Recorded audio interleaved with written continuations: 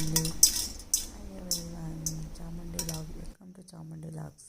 నేను ఈరోజు సాఫ్ట్ ఇడ్లీ చేయాలనుకుంటున్నాను. దానికోసం కావాల్సిన పదార్థాలు: మెంతులు 1 స్పూను, మనకి కావాల్సినటువంటి రైస్ 3 గ్లాసులు,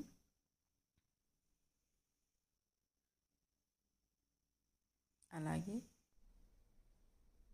దాలు ఉద్దినబెళ్ళు 1 గ్లాసు, పప్పు 1 గ్లాసు, 1 గ్లాస్ కూడా రైస్ వేసుకోవచ్చు. మనకి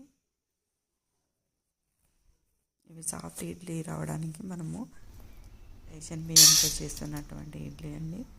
1 గ్లాసు మినపలు, వాటిని బాగా వాష్ చేసుకున్నాక ఇప్పుడు మినపప్పు, రైస్ బాగా వాష్ చేసి పెట్టుకుంటే 6 అవర్స్ తర్వాత నానబెట్టి